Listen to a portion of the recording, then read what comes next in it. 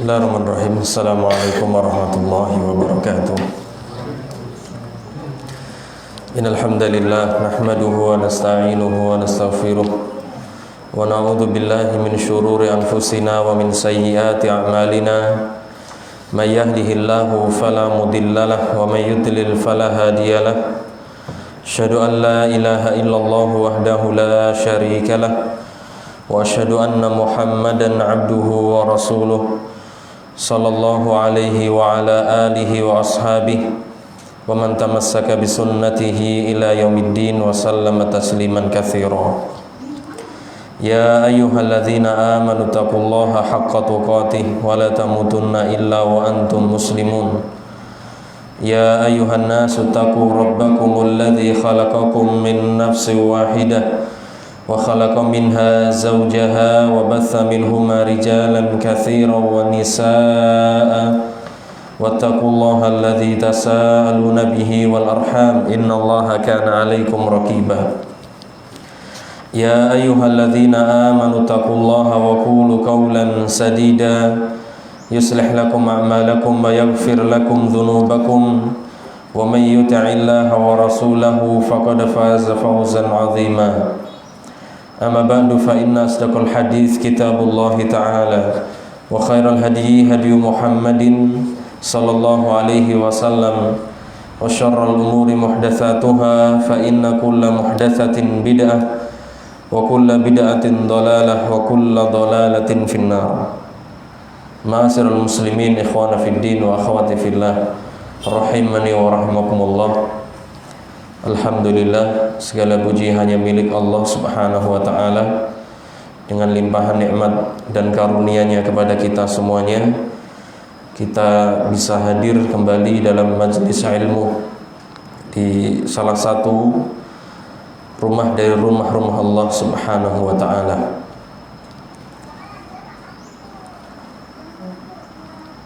Semoga berkumpulnya kita di sini mendapatkan rahmat dari Allah subhanahu wa ta'ala, dan berpisahnya kita setelah ini perpisahan yang dijaga oleh Allah subhanahu wa ta'ala. Amin ya rabbal alamin. Baik, kita lanjutkan pelajaran kita, kitab Khulasatu Ta'dzimil Ilm yang ditulis oleh Syekh Shalih ibn Abdullah ibn Hamad Al-Utsaimin hafizallahu ta'ala.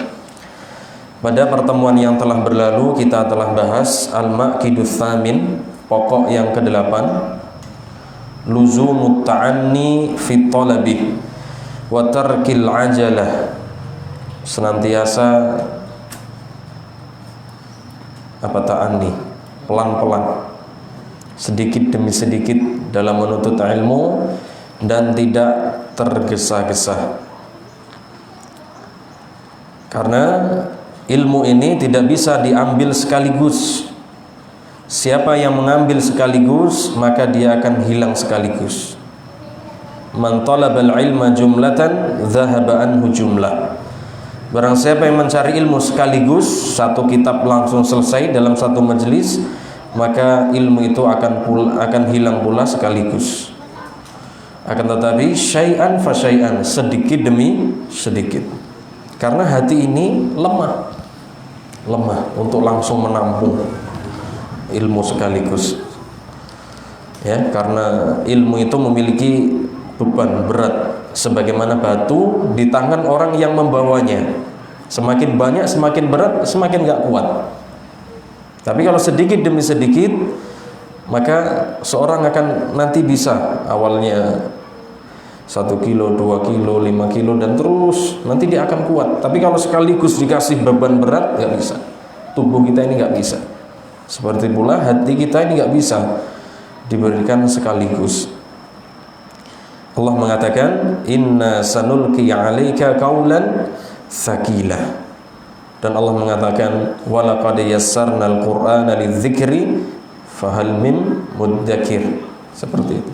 Jadi dalam menuntut ilmu itu sedikit demi sedikit. Kemarin sudah kita jelaskan, sehari 1 ayat dihafalkan, besok 1 ayat lagi, besok 1 ayat lagi.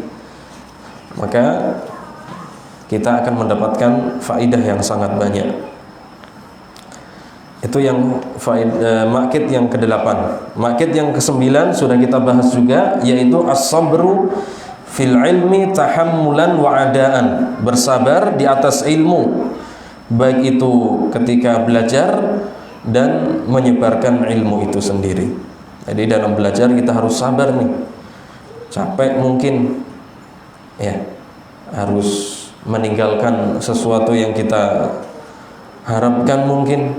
Nah, tapi kita sabar, kemudian mau hadir ke dalam majelis ilmu. Ini tanda orang akan mendapatkan kebaikan. Kemudian sabar dalam menyebarkan ilmu. Dan di atas kesabaran ini perlu kesabaran yang berikutnya. Allah mengatakan kemarin dalam surat Ali Imran ayat 200, ya ayyuhalladzina amanu sabiru wasabiru. Wahai orang-orang yang beriman, bersabarlah dan terus bersabar. Jadi tidak hanya sabar satu kali, terus bersabar.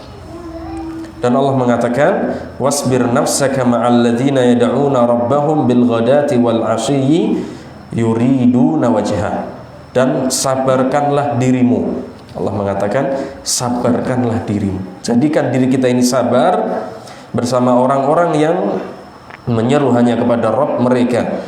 Di pagi hari, di sore hari, mereka mengharapkan hanya wajah Allah Subhanahu wa ta'ala.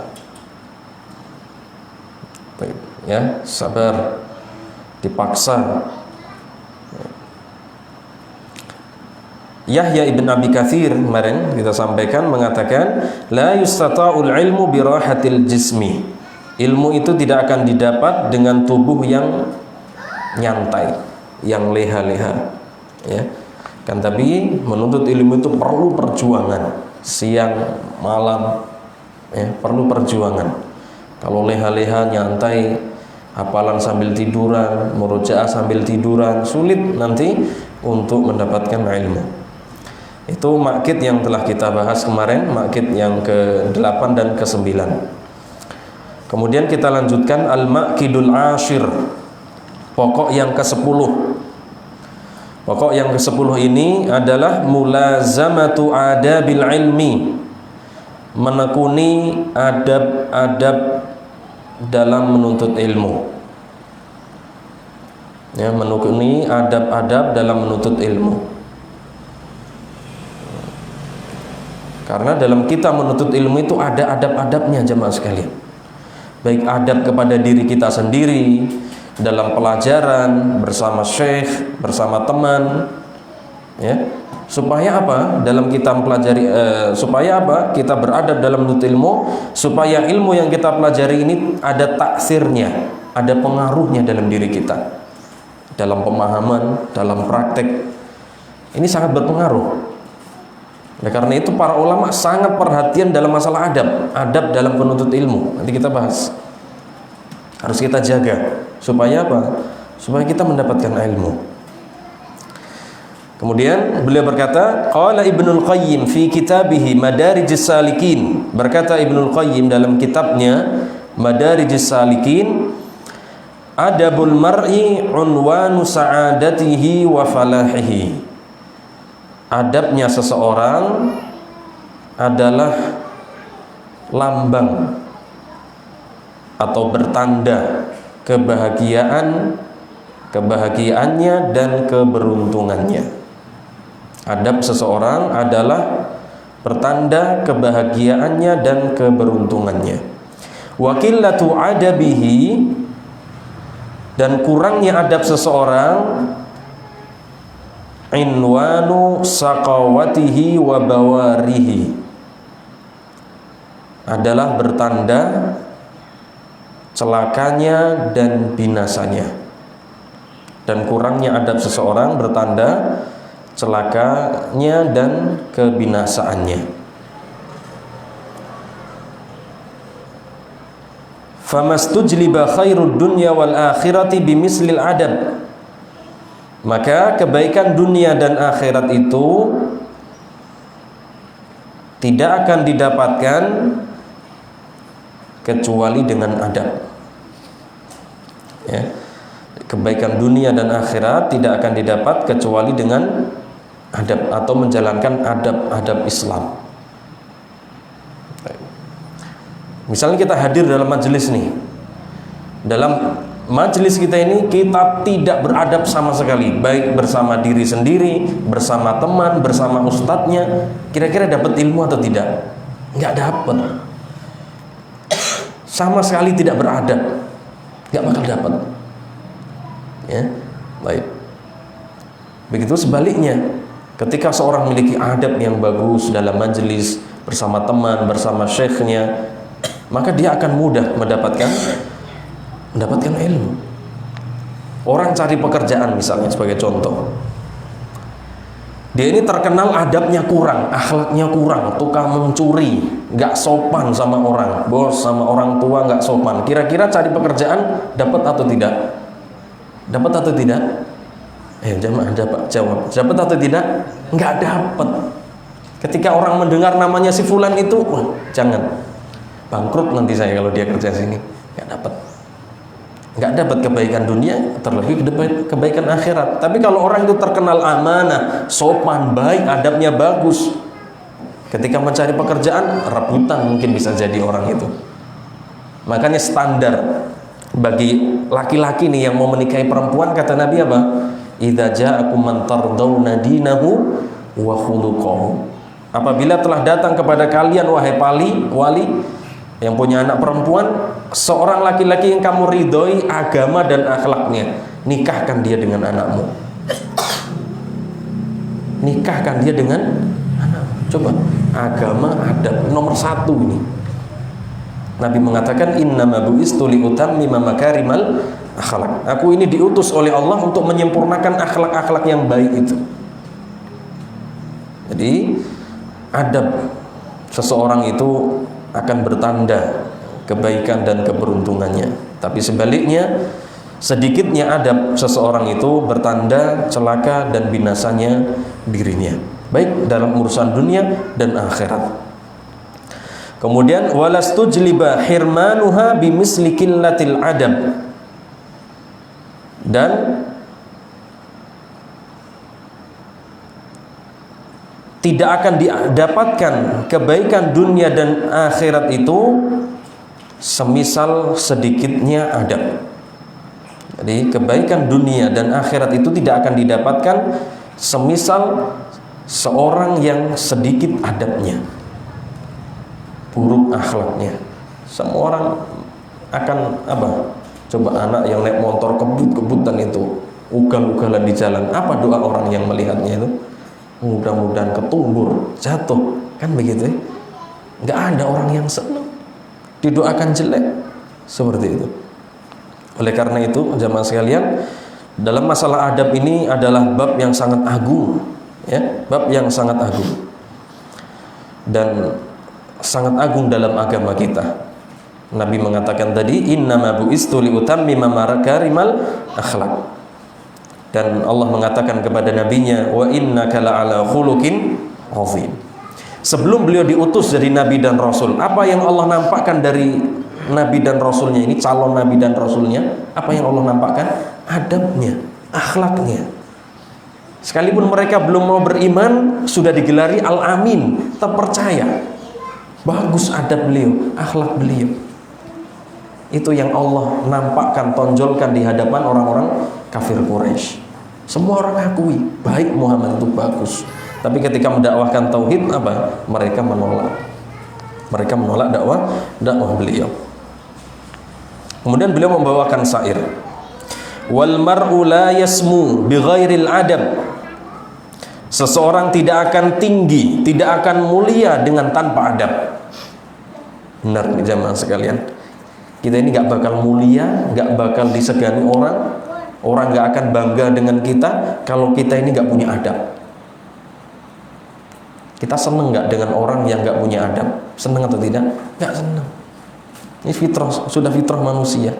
Wa iyyakun dha hasabin wa nasab. Sekalipun dia itu seorang yang memiliki kedudukan dan nasab, keturunan darah biru misalnya, keturunan sultan, tapi kalau dia ini akhlaknya jelek, adabnya jelek, nggak ada apa-apanya dia. Oleh karena itu dalam sebuah hadis dikatakan, kalau orang itu amalnya jelek, akhlaknya jelek, lam yusri bihi nasabu, maka tidak bisa ditolong dengan nasabnya. Sekalipun keturunan Nabi ini, kalau berbuat syirik, hapus seluruh amalnya. Nggak peduli kalau dia itu, sekalipun dia itu turunan Nabi. Kalau zaman sekarang ngaku-ngaku Habib, misalnya ada orang ngaku-ngaku Habib keturunan Nabi, itu kayak sudah maksum, ya kan? Sudah ngaku keturunan Nabi kayak sudah maksum, dijunjung tinggi, kesalahannya nggak dianggap. Ini keliru. Sekalipun dia keturunan Nabi, kalau benar misalnya keturunan Nabi, kalau nggak punya adab dan akhlak, nggak ada apa-apanya dia tidak akan mulia. Kemudian beliau mengatakan, wa innama yasluhu lil ilmi man ta'addaba bi adabihi fi nafsihi wa darsihi wa ma'a syaikhihi wa qarinihi. Seorang itu akan pantas mendapatkan ilmu jika dia memiliki adab pada dirinya, dalam majelis ilmunya, bersama syekhnya, bersama teman-temannya. Patutlah dia mendapatkan apa? Ilmu. Jadi orang itu patut, berhak mendapatkan ilmu kalau dia itu punya adab. Adab terhadap dirinya, terhadap majelis ilmunya, terhadap gurunya, terhadap teman-temannya. Pantas dia mendapatkan ilmu. Kemudian qala Yusuf bin Husain, berkata Yusuf ibn Husain, bil adabi tafhamul ilma. Coba perhatikan ucapan Yusuf ibn Husain ini.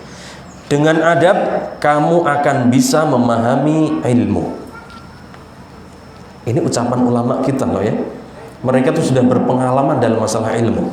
Beliau mengatakan bil adabi tafhamul ilma. Dengan adab kamu akan bisa memahami ilmu. Berarti apa? Tanpa adab kita sulit untuk memahami ilmu. Dalam majelis saja tidak sopan, sama ustadznya tidak sopan, sama teman-temannya tidak sopan, dapat ilmu tidak? Enggak bakal dapat. Ini ulama kita yang mengatakan mereka sudah paham dalam majelis ilmu, ya kan? Sampai mereka menjadi orang-orang sukses itu, ulama besar. Mereka adabnya bagus. Sampai mereka mengatakan seperti itu, dengan adab kamu akan bisa memahami ilmu. Kemudian beliau mengatakan, li'annal muta'addiba yura ahlan lil ilmi fayubdalu lahu wa qalilul adabi yu'azzul ilmu ayyudayyi'a indah. Karena seorang yang memiliki adab, dia adalah orang yang patut mendapatkan ilmu, sehingga ilmu tadi diberikan kepadanya.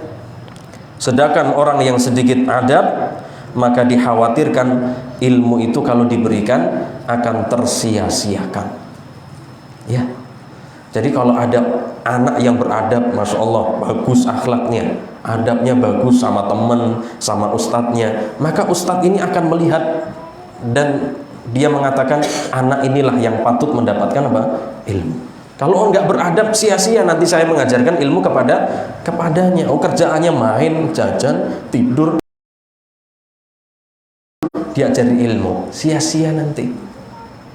Tapi kalau anaknya dia rajin belajar, rajin murojaah, adab akhlaknya bagus, semangat. Ya, kesemangatan guru dalam mengajarkan ilmu itu ada pengaruhnya dari para santri. Kalau santrinya semangat, ya, memperhatikan, mencatat, yang menyampaikan pun ikut apa? Semangat, gayeng belajarnya. Nah ini menyampaikan capek-capek, yang diajarin keleleran, waduh, apa hasilnya begitu? Misalnya menyampaikan majelis ilmu, semuanya nempel tembok, ya kan? Sambil tekluk, sia-sia ini disampaikan ilmu, ya kan? Baik. Jadi kesemangatan seorang guru itu berpengaruh dari apa ini? Dari anak muridnya. Kalau anak muridnya semangat, maka yang menyampaikan pun ikut semangat. Baik. Antum pernah merasakan atau tidak ngajari anak dengan anak semangat yang dengan anak yang tidak semangat? Beda nggak rasanya? Beda sekali. Yang adabnya kurang, mentolo apa istilahnya? Enjitas gregetan itu gimana? Baik, gedet seperti itu. Ini pengaruh loh jamaah sekalian ya. Baik. Kemudian beliau mengatakan, wa min huna kana as-salafu rahimahumullah ya'tannuna bi ta'allumil adab. Dari sini kita pahami bahwasanya dulu para salaf mereka sangat perhatian dalam mengajarkan adab. Mereka sangat perhatian. Maka sebelum mereka mengajarkan ilmu kepada anak didiknya, yang mereka ajarkan adalah adab. Bahkan ada ungkapan itu yang di sekolah-sekolah umum itu, yang penting guru ngajar, anaknya mau pecicilan silahkan. Karena sudah nggak diajari adab, tahu sendiri sekolah umum kayak apa. Lawan sama gurunya itu. Sekarang tuh katanya yang penting guru masuk, ngasih materi, ditulis, diajarkan, denger nggak denger silahkan. Karena adab nggak diajarkan. Lawan sama guru. Ya kan? Gurunya ngomong 1, muridnya ngomong 10. Kan mending diem dijelaskan. Itu kesalahan dari awal. Adab itu penting dalam masalah ilmu. Salaf dulu sangat perhatian dalam masalah adab. Baik. Kama ya'tannuna bi ta'allumil ilm. Jadi perhatian mereka mengajarkan kepada anak didiknya pelajaran adab sebagaimana perhatian mereka mengajarkan ilmu kepada anak didiknya. Jadi berimbang. Bahkan salaf kita dulu itu belajar adab lebih lama daripada belajar ilmunya. Nanti kita sampai. Belajar adab lebih lama daripada belajar ilmunya. Karena adab ini nomor 1. Iya, seperti itu. Maka perhatikan betul masalah adab ini. Kemudian beliau mengatakan, qala Ibnu Sirin, berkata Ibnu Sirin. Ini ulama besar dalam masa tabi'in, Ibnu Sirin ini. Beliau mengatakan, kanu yata'allamuna al-hadiyah kama yata'allamuna al-ilma. Dulu para salaf mereka belajar hadiah, belajar petunjuk, artinya belajar adab. Ya. Dulu mereka belajar adab sebagaimana mereka belajar ilmu. Baik. Ya, dulu para salaf kita mereka belajar adab sebagaimana mereka belajar ilmu. Jadi seimbang. Kalau kita lihat dari pelajaran sekolah umum, ada pelajaran adabnya atau tidak? Pelajaran agamanya mungkin pesolatan gitu ya. Secara global saja. Adab nggak ada secara khusus. Malah sekarang nggak ada. PAI sekarang ya, PAI. Kurang. Jadi adab itu mungkin bisa ditanamkan di anak TK, SD itu ya. Begitu. Pertama, ini pelajaran yang harus diajarkan pertama sebelum belajar ilmu. Bahkan Ibnul Mubarak mengatakan, ta'allamna al-adaba 30 aman wa ta'allamna al-ilma 20. Kami dulu belajar adab itu selama 30 tahun. Dan kami belajar ilmu itu, atau sedangkan kami belajar ilmu hanya 20 tahun. Kata Ibnu Mubarak, dulu kami belajar adab itu selama 30 tahun.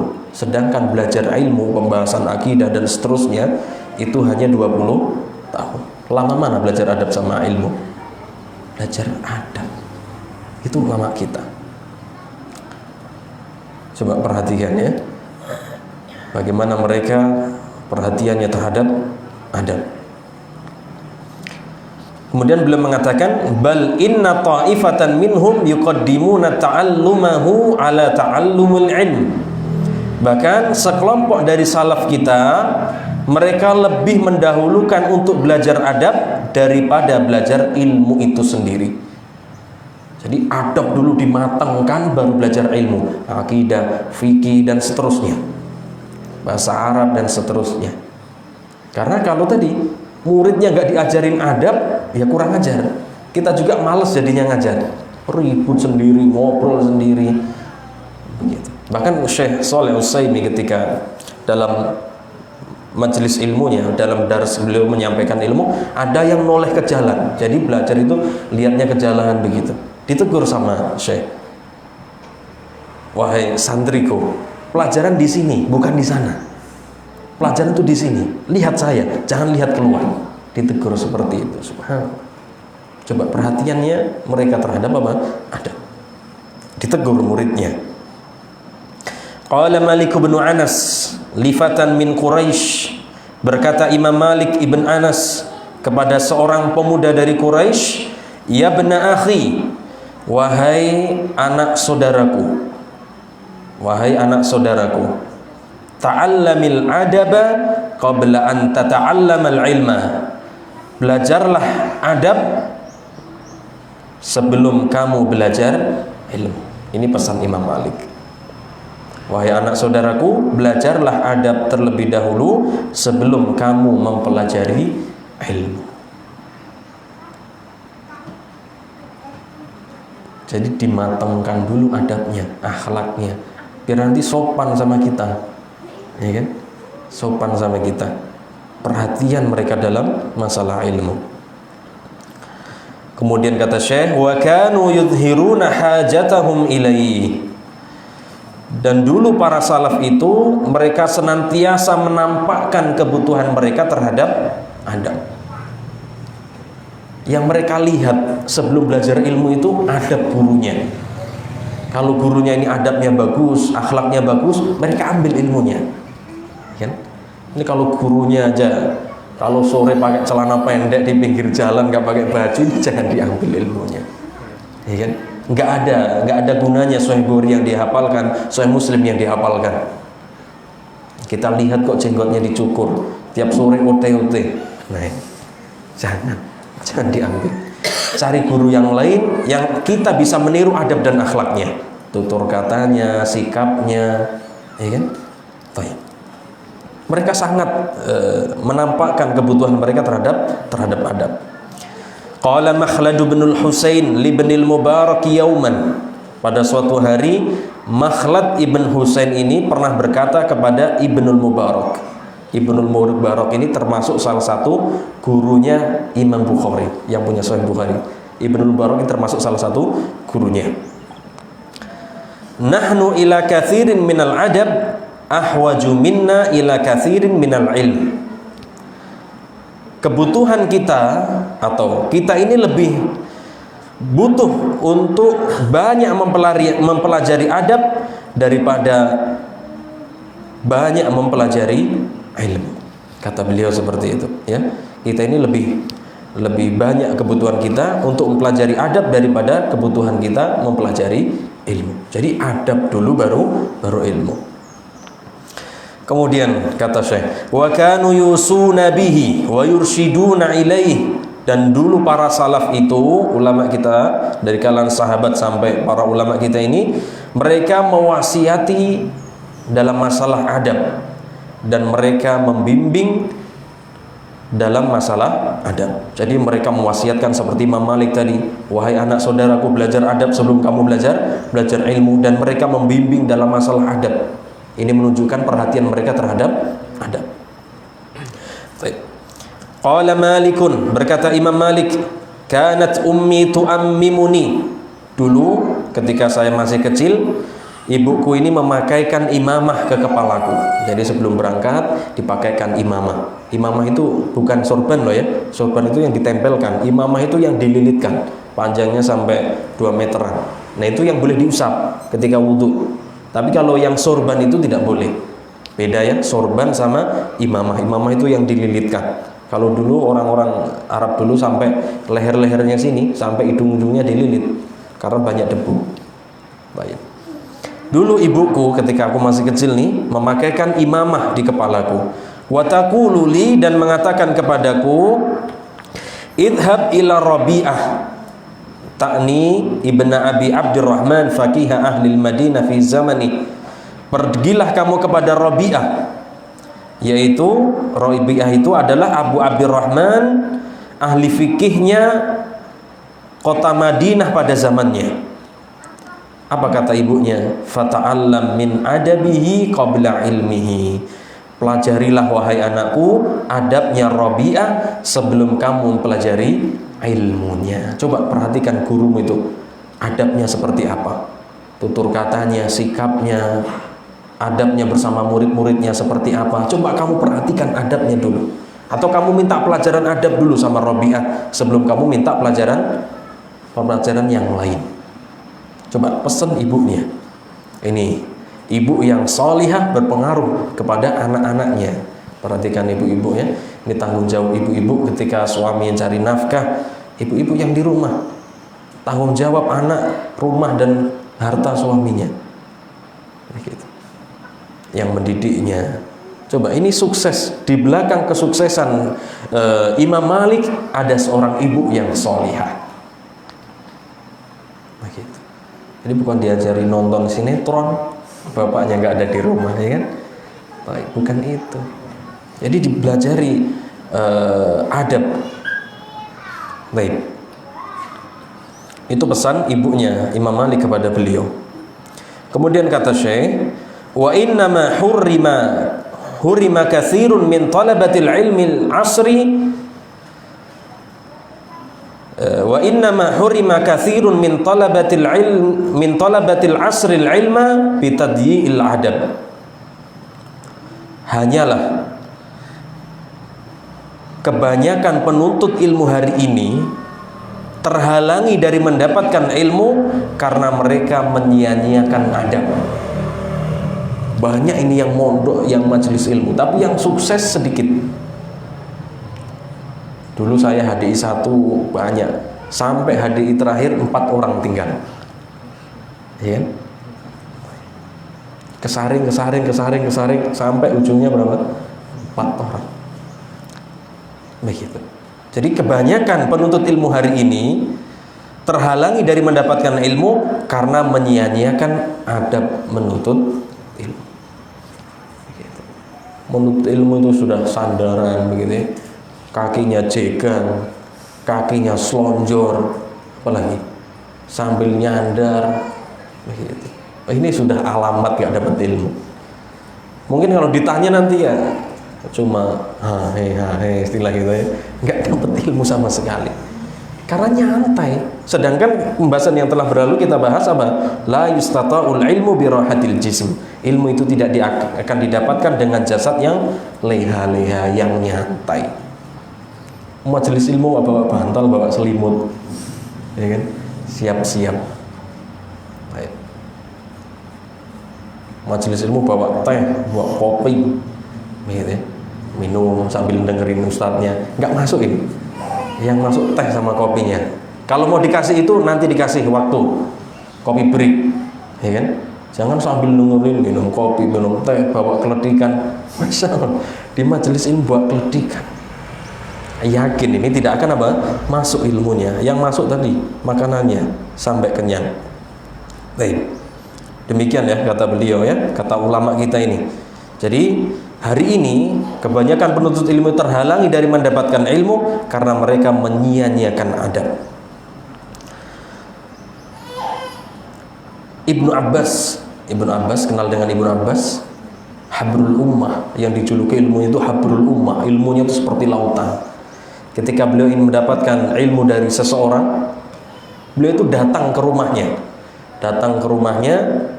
kemudian beliau menggelar apa ini? Gelar istilahnya apa, terpal apa di depan rumahnya, dan beliau duduk di situ menunggu si alimnya ini, si ustadznya ini keluar.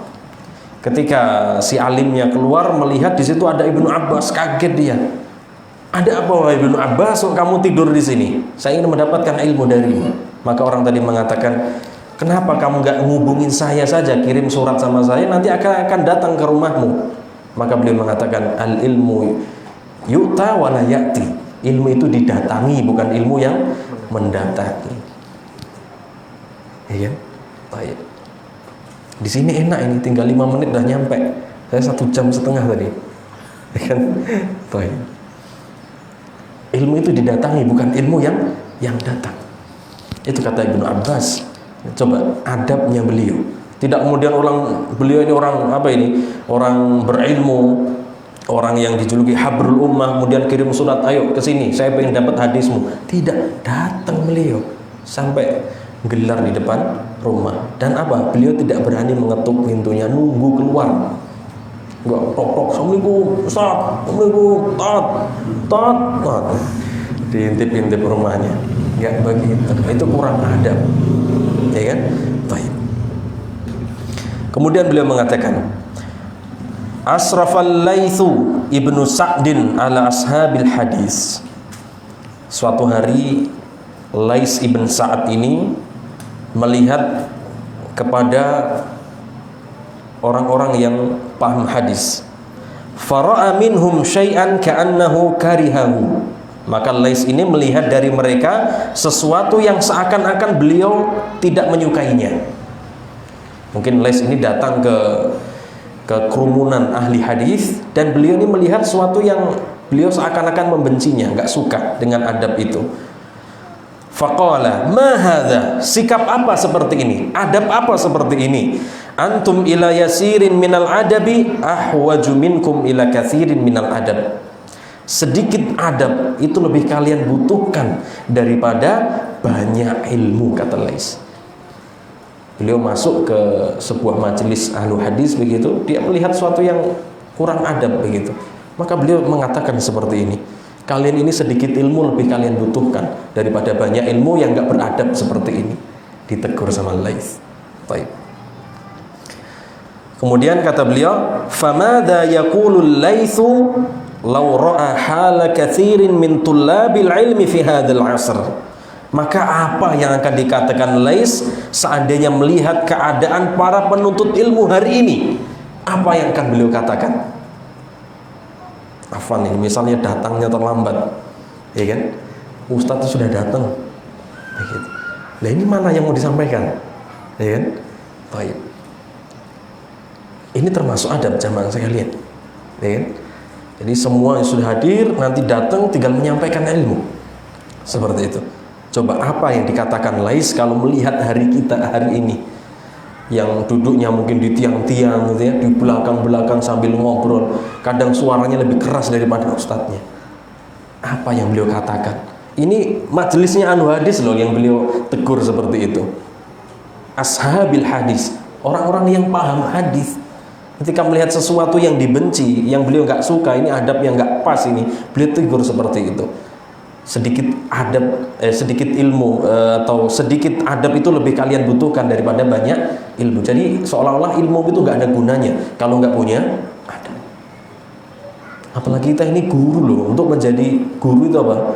Digugu dan ditiru. Jangan kita ini apa istilahnya? Guru kencing berdiri, murid kencing berlari. Kita ini harus mengajarkan adab yang baik kepada anak-anak kita. Orang tua juga seperti itu. Kita ini guru bagi anak-anak kita, guru bagi istri-istri kita.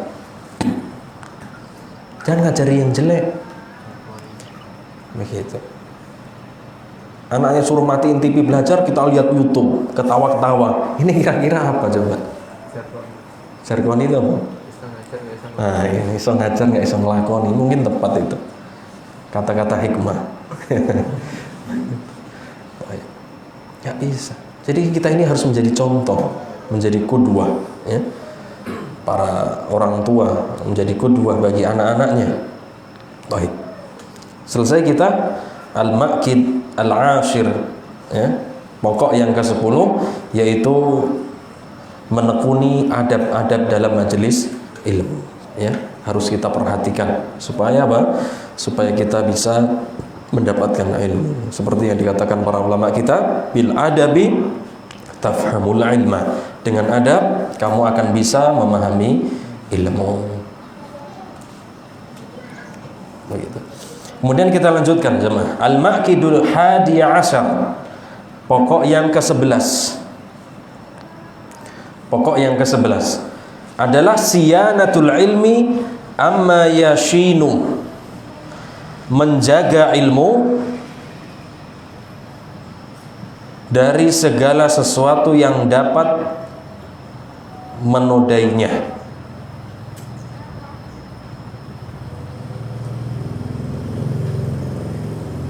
Ya, menjaga ilmu dari segala sesuatu yang dapat menodainya. Mimma yukhaliful muru'ata wa yahrimuha. Ya, dari segala sesuatu yang menyelisihi muru'ah dan yang dapat meruntuhkannya. Dari segala sesuatu yang menyelisihi muru'ah dan yang dapat meruntuhkan muru'ah. Muru'ah itu apa, jemaah? Muru'ah itu harga diri, Muru'ah ya harga diri kita, itu muru'ah. Begitu. Jadi di samping kita menjaga ilmu, menjaga muru'ah juga. Kita ini ahli sunnah ngakunya, tiap hari belajar ilmu, ingin mengajarkan kepada manusia ilmu sunnah, tapi kita sendiri akhlak dan adabnya kurang. Maka sama saja kita ini mencoreng ilmu yang kita bawa dan mencoreng muru'ah kita. Loh, katanya ahli sunnah, kok jenggotnya bersih, kok ngerokok, kok cuma pakai celana pendek. Ilmunya tercoreng, muru'ah harga dirinya pun apa? Tercoreng. Besok mau menasihati orang nggak bakal didengar, ya kan? Ayo pelihara jenggot, dia jenggotnya habis. Tutup aurat tiap sore, etang-eteng, ya kan? Baik gimana? Nggak bisa. Jadi kita ini harus menjaga ilmu yang kita bawa. Kita juga harus menjaga muru'ah kita. Kita ini ahli sunnah, harus mulia, menjaga muru'ah. Nggak pantas kita ini ikut kumpul-kumpul main gaple, kumpul-kumpul di perempatan. Nggak pantas. Karena kita membawa sesuatu yang mulia, ilmu. Begitu loh. Saya kan nggak main gaple. Saya nggak ikut main kelotok, tapi kita ikut nimbrung di situ. Kira-kira besok mau mengatakan judi itu haram, mempan atau tidak? Ya nggak mempan. Sekalipun kita ini duduk di situ, duduk tok, nggak ikut main loh ya. Tapi muruah kita hilang, ilmu kita hilang, nggak ada harganya kita di hadapan mereka. Baik. Kemudian kata beliau, itu judulnya ya, menjaga ilmu dari segala sesuatu yang dapat menodainya dan dari segala sesuatu yang dapat menyelisihi muru'ah dan meruntuhkan muru'ah. Kata beliau, ma lam yasunil ilma lam yasunhul ilmu. Barang siapa yang tidak menjaga ilmu, maka ilmu tidak akan menjaganya. Jadi wibawa orang itu hilang kalau kita ini nggak menjaga ilmu yang kita bawa. Sekalipun ustadz loh ya, banyak sekali di berita, naudzubillah min dzalik ya, kiai-kiai yang mencabuli anak muridnya itu ya, sampai 9 itu, pernah dengar? Belum lama ini ada lagi ini Habib siapa itu, iya kan? Yang awalnya dibela pengikutnya, ternyata salah sangka, minta maaf, begitu ya. Naudzubillah min dzalik. Kira-kira besok mau sekalipun sudah keluar dari penjara mau menyampaikan ilmu, mempan nggak itu? Didengarkan nggak? Ya kan? Baik. Siapa yang tidak menjaga ilmu, ilmu tidak akan menjaganya. Sekalipun dia orang alim, MC, profesor, doktor misalnya, tapi adabnya nggak ada, nggak bakal didengarkan. Qala Syafi'i, berkata Imam Syafi'i, wa man akhalla bil muru'ati bil wuqu'i fi ma yashinu faqad istakhaffa bil ilmi. Barang siapa yang melanggar muru'ah dengan melakukan segala sesuatu yang dapat menodai ilmu atau menodai muru'ah, faqad istakhaffa bil ilmi, maka sungguh dia telah meremehkan ilmu itu sendiri. Barang siapa yang melanggar muru'ah dengan melakukan segala sesuatu yang dapat menodai muru'ah, maka sungguh dia telah meremehkan ilmu itu sendiri. Begitu. Baik. Insya Allah kita tahu kok ini perbuatan yang baik, bagus, kita insya Allah sudah tahu. Ada sahabat yang bertanya tentang dosa dan kebaikan itu kan, Nabi katakan istafti qalbak, minta fatwa kepada hatimu, tobat, tanya sama hati nurani kita. Fitrah kita ini lurus kok. Ini ucapan yang baik atau tidak, insya Allah kita tahu. Perbuatan baik atau tidak, insya Allah kita tahu. Fitrah kita ini lurus. Oleh karena ini Nabi mengatakan istafti qalbak, minta fatwa hatimu. Kalau sekiranya nggak nyaman kita kerjakan, kalau misalnya mau kita kerjakan, jangan dikerjakan. Mau kita kerjakan terasa khawatir, takut ketahuan orang, kerjakan. Jangan dikerjakan. Itulah apa? Kata Nabi, dosa. Dosa itu, kata Nabi, ismun mahaka fi sadrik. Suatu yang membuat dadamu ini sempit, takut, itu dosa. Mau melakukan suatu tingak-tinguk dulu, itu dosa. Jangan dilakukan. Itu yang bakal merusak muru'ah. Tapi kalau kebaikan kan kita terkadang mengerjakannya mantap, bahkan ingin dilihat orang, riya, na'udzubillah. Seperti itu kan? Baik. Jadi tanya hati nurani kita sebelum kita melakukan sesuatu dan berbuat sesuatu.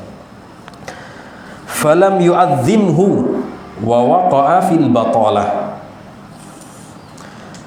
Dan dia tidak mengagungkan ilmu itu. Jadi dia meremehkan ilmu dan tidak mengagungkan ilmu, wa waqa'a fil batalah, dan dia telah terjatuh dalam sifat pemalas. Begitu.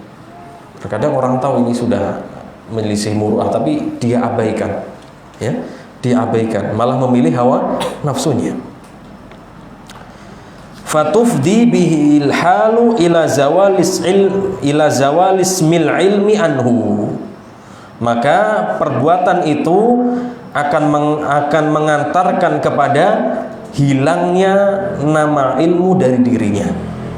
Jadi kalau kita melakukan sesuatu yang melanggar muru'ah, mencoreng harga diri kita, maka itu perbuatan itu akan menghilangkan nama ilmu dari diri kita, nama ahli sunnah dari diri kita. Sekalipun ilmu kita ini banyak, tapi kelakuannya, perbuatannya sangat jelek, sangat buruk, maka kita ini akan hilang nama ilmu dari diri kita. Gak ada orang lagi misalnya mau manggil ustadz, gak ada. Mau manggil kiai, gus, habib, gak ada. Karena dia sendiri yang menghilangkan nama ilmu itu dari dirinya. Kemudian berkata Wahab ibn Munabbih, la yakunul battalu minal hukama. Tidaklah para pemalas itu akan menjadi orang-orang yang bijak. Orang-orang yang pemalas, pengangguran, tidak akan menjadi orang yang bijak, orang-orang yang berilmu. Itu. Kemudian wajima'ul muru'ati kama qala Ibnu Taimiyah al-Jaddu fil Muharrar, dan inti dari muru'ah itu sebagaimana yang dikatakan oleh Ibnu Taimiyah al-Jadd dalam Muharrar, wa tabi'ahu hafiduhu fi ba'di fatawi, dan diikuti oleh cucunya di dalam sebagian fatwanya. Beliau ingin memberikan pengertian masalah apa ini? Muru'ah. Istimalu ma yujammiluhu wa yazinuh. Jadi mengerjakan segala sesuatu yang dapat memperindah dan menghiasi dirinya. Itu muru'ah, jemaah sekalian. Jadi melakukan atau mengerjakan segala sesuatu yang dapat memperindah dan menghiasi dirinya. Jadi kalau saya mengucapkan ini, maka orang akan memuji saya, senang dengan saya. Tapi kalau saya mau mengucapkan ini, maka orang akan mencela saya, menjauhi saya. Itu muru'ah. Jadi lakukan segala sesuatu yang dapat menghiasi diri kita, bukan mencoreng kita. Itu muru'ah. Wa tajannubu ma yudannisuhu wa yashinu, dan menjauhi sejauh-jauhnya segala sesuatu yang dapat mengotori dan menodai dirinya. Begitu, mencoreng harga dirinya, jauhi. Begitu. Jangan dikerjakan. Tapi terkadang kita ini kalah dengan hawa nafsu. Sudah tahu, tapi hawa nafsunya lebih menang terkadang, lebih menonjol. Itu pengertian muru'ah ya. Jadi melakukan segala sesuatu yang dapat memperindah dan menghiasi dirinya, dan menjauhi segala sesuatu yang dapat mengotori dan menodai dirinya. Kemudian kata Syekh, qila li Abi Muhammadin Sufyan bin Uyainah, pernah dikatakan kepada Abi Muhammad Sufyan ibn Uyainah. Suatu hari ada yang berkata kepada beliau, qad istambatta minal Qur'ani kulla syai'in. wahai Abu Muhammad Sufyan ibn Uyainah, sungguh kamu telah beristinbat. Istinbat itu mengeluarkan pelajaran-pelajaran yang berharga, faidah-faidah yang berharga dari Al-Quran dan hadis. Oh, ini cara pendalilannya seperti ini dari Al-Quran, pemahamannya seperti itu, namanya istinbat. Sungguh kamu telah beristinbat dari Al-Quran segala sesuatu yang baik. Fa'ainal muru'atu fiha, maka mana coba satu dalil atau dalil yang menjelaskan tentang muru'ah, tentang harga diri? Maka beliau menjawab, fi qaulihi ta'ala, dalam firman Allah Ta'ala, khudil afwa ma'mur bil urfi wa'arid anil jahilin, dalam surat Al-A'raf ayat 199. Beliau membawakan ayat itu, khudil afwa, maafkanlah, wa'mur bil urfi, perintahkanlah yang baik, wa'arid anil jahilin, dan berpalinglah dari orang-orang yang bodoh. Ini muru'ah jamaah sekalian. Jadi kalau kita ini pemaaf, kita ini menjadi orang yang baik atau tidak? Orang seneng nggak dengan kita? Seneng. Berarti kita ini bagus muru'ahnya. Wa'mur bil urf, merintahkan yang baik, kita akan menjadi baik. Wa'arid anil jahilin, berpaling dari orang-orang yang bodoh. Dari orang-orang yang bodoh, dari orang-orang yang tidak berilmu, dari orang pelaku maksiat. Ini sikap yang bagus yang Allah terangkan dalam Al-Quran. Supaya apa? Harga diri kita ini terjaga. Baik.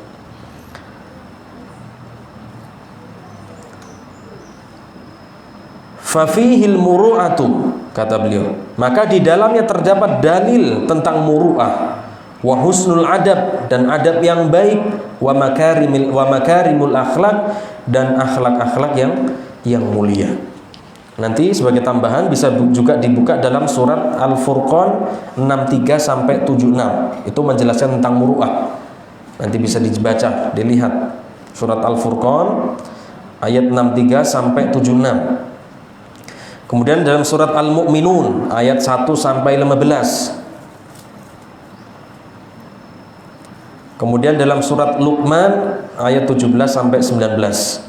Ayat-ayat tersebut nanti menerangkan muru'ah yang baik, sikap yang baik. Kalau kita amalkan, harga diri kita akan baik. Al-Furqan 63 sampai 76, Mu'minun 1 sampai 10. 1 sampai berapa tadi? Berapa? Mu'minun. Salah. Gak nyampe 10. 1 sampai 10. Ini saya tulisnya pakai Indonesia. Keliru. 0 itu kan kalau Indonesia kosong ya. Kalau Arab 15. 10 jemaah. 1 sampai 10 Al-Mu'minun, kemudian Luqman ayat 17 sampai 19. Nanti bisa dilihat. Belajar nyantri lah ya. Nanti dilihat, coba dibaca. Baik. Nanti di situ terdapat tentang masalah muru'ah. Siapa yang mengamalkannya, maka dia telah menjaga muru'ahnya. Kemudian kata Syekh, wa min alzami adabin nafsi lit-talibi, dan termasuk adab yang harus dilakukan oleh seorang penuntut ilmu adalah tahallihi bil muru'ah, menghiasi dirinya dengan muru'ah, menghiasi dirinya dengan adab-adab yang baik, akhlak yang baik, wa ma yahmilu 'alaiha, dan apa saja yang terdapat dalam muru'ah tersebut. Jadi misalnya kita mau minta pelajaran sama seorang ustadz, misalnya kita datang ke rumahnya bareng-bareng, menampakkan semangat untuk belajar ilmu tersebut, insya Allah diajari. Tapi kalau yang datang satu saya mewakili sekian jamaah pengen belajar Ustaz, nah gitu ya, beda nanti kalau kita datang semangat, Ustaz kapan kita mulai? Oh ini berarti semangat murid-murid saya, insya Allah ini gampang diajarin, cepet diajarin, begitu. Semangat Ustadz itu tergantung kesemangatan apa? Santrinya. Wa tanaqqubuhu khawarimaha allati tukhillu biha, dan menjaga diri dari hal-hal yang dapat mencoreng muru'ah, allati tukhillu biha, dan yang dapat meruntuhkan muru'ah. Jadi dijauhi hal-hal yang dapat meruntuhkan muru'ah kita, yang dapat meruntuhkan semangat ustadz untuk mengajari kita. Jadi selalu menampakkan di hadapan seorang ustadz, guru itu semangatan. Begitu. Jangan kemalasan. Ini karena semangatnya guru itu tergantung semangatnya santri. Santrinya semangat, gurunya semakin semangat. 1 jam kayak nggak kerasa, 2 jam kayak nggak kerasa. Tapi kalau yang diajar ini sudah, waduh, sudah tinggal 3 watt, ada yang 1 watt, ada yang 0 watt, gitu ya. Baik. Kalau assalamualaikum itu sudah bangun semua, baru wah melek. Mulai taklim sudah ngantuk. Selesai taklim langsung melek. Kenapa coba teman? Ya kan? Oh ya begitu. Pada subuh setelah Ramadan baca Al-Quran kayak kelet motor ini. Tapi ketika sudah ditutup keluar padam. Ya kan? Kenapa itu coba? Ya karena yang di dalam masjid itu nggak sesuai dengan hawa nafsu kita. Yang di luar itu loh. Itu yang kita condong. Itu kumpul, ngobrol, bisnis itu. Nggak ada bisnis penting miliaran kok ngantuk, nggak ada. Ya kan? Nggak ada. Kok sampai luput? Nggak ada. Tapi bisa jadi majelis ilmu pahala luput dari kita. Seperti itu. Itulah kita. Ya, semoga Allah senantiasa membimbing kita di jalan kebaikan. Amin ya rabbal alamin. Kahalqil lihyah, seperti memotong jenggot. Ini hal-hal yang dapat merusak muru'ah, seperti memotong jenggot. Ya kan? Ada seorang ustadz yang mengatakan dulu Nabi memerintahkan melihara jenggot itu untuk menyelisihi orang-orang Majusi. Gitu? Sekarang Majusi artis semuanya sudah berjenggot, berarti ilahnya sudah nggak ada. Karena kan hukum sesuatu itu tergantung ilahnya. Kalau ilahnya sudah nggak ada, berarti nggak wajib lagi. Ada, hati-hati ini syubhat. Yang senang nyukuri jenggot dicukuri pasti denger ini. Oh ini fatwa, ini bagus. Taib. Ya, ini perintah Nabi untuk memelihara jenggot. Ya kan? Kalau laki-laki pakai jenggot kan kelihatan sangar, ya kan? Gertak itu yang medeni, begitu daripada yang nggak ada jenggotnya.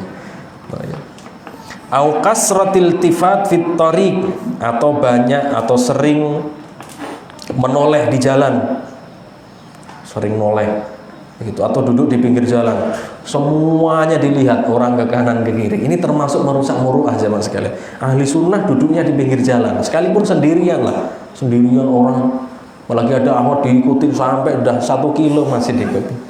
Nah ini kan merusak muru'ah. Katanya ahli sunnah ghaddul basar, menundukkan apa? Pandangan. Begitu. Ini kalau sering lihat-lihat berarti pengen nambah mungkin ya. Nah, ya. Seperti itu. Banyak tolah-toleh di jalan, ya. Baik. Karena seperti yang dijelaskan oleh Syekh Utsaimin, adab jalan itu kita nggak banyak tolah-toleh. Nah, adab bertangga juga, kita ini tidak boleh melihat sesuatu yang dibawa oleh tetangganya. Tetangganya bapak dilihatin sampai masuk rumah. Ini bukan termasuk akhlak. Dan itu bisa merusak muru'ah. Au maddir rijlaini fi majma'in nas min ghairi hajatin wala daruratin da'iyah, atau menjulurkan kedua kaki di tempat perkumpulan manusia dengan tanpa ada kebutuhan dan keperluan yang mendesak. Misalnya lagi kumpul ijtima, selonjor kakinya, atau dalam majelis ilmu seperti ini selonjor tanpa ada kebutuhan. Tapi kalau ada kebutuhan boleh, misalnya kok maju, selonjor sebentar, selesai dilipat lagi. Jangan selonjor terus, selonjor tangannya di belakang gini sambil ini digini kan, waduh. Begitu, ustadznya semangat mengajarkan, tiba-tiba lihat pemandangan seperti itu lemes langsung, ya kan? Baik. Nah ini adab yang dicontohkan oleh beliau ya. Ini yang merusak muru'ah. Yaitu menjulurkan kedua kaki di perkumpulan manusia atau di majelis ilmu dengan tanpa ada kebutuhan, dan yang kebutuhan atau perkara yang mendesak. Kecuali kalau mungkin terpaksa ya, pegel atau apa, boleh silahkan. Atau mungkin kalau kita ini silo, capek ya seperti atahiyat akhir gitu ya, atau bagaimana, yang penting sudah nggak terasa pegel lagi. Kita ini masih muda-muda insya Allah. Kalau yang sudah tua 60 tahun ya nggak apa-apa lah di pinggir tembok. Nah, seperti itu. Tapi terkadang dalam masalah ilmu semuanya jadi tua, ya kan? Alasannya tua. Au suhbatil aradil wal fusaki wal mujjan wal battalin, atau berteman dengan orang-orang yang rendah, orang-orang fasik, pelaku maksiat, atau majjan. Majjan itu apa? Pemabuk, suka mendem. Ya jangan. Wal battalin, pengangguran. Udah penuntut ilmu kok mainnya sama pengangguran, sama ahli maksiat, begitu. Jangan. Ahli sunnah kok kumpulnya sama seperti itu? Jangan. Singa itu kumpulnya sama singa, ya kan? Mulia. Baik. Au musara'atil ahdas was-sighar, atau kerjaannya main dengan anak-anak kecil, begitu. Lalu sudah ahli sunnah, jenggoten main kelereng sekoman sama anak-anak kecil nih. Baik. Main karet, jangan, nggak pantas lah. Ya kalau ngajak main anak-anak sekedarnya saja nggak apa-apa, begitu. Tapi jangan berlebihan bermain dengan mereka. Itu yang beliau contohkan, hal-hal yang bisa merusak muru'ah. Baik.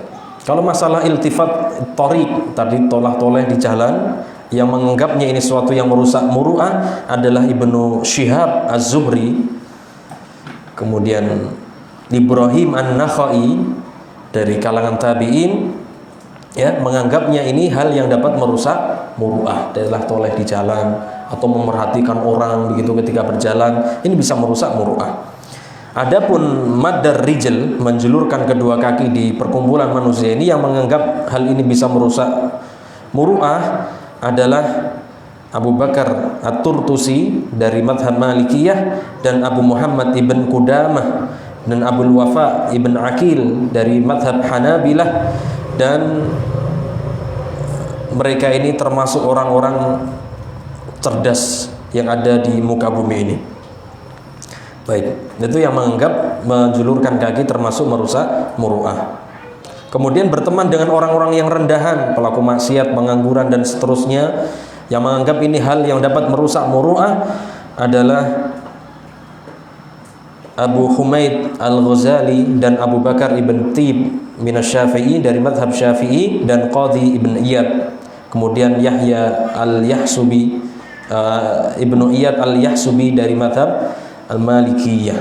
Baik, itu hal-hal yang para ulama kita menganggap bisa merusak muru'ah atau adab yang tidak pantas dilakukan di dalam majelis. Pernah Syekh Shalih Al-Suhaimi, Syekh Shalih Al-Utsaimin dalam majelisnya, setelah selesai majelis, beliau tutup majelis, muridnya pada pergi, syekhnya lagi masih duduk ini. Kata Syekh, la tansarifu hatta ansarif.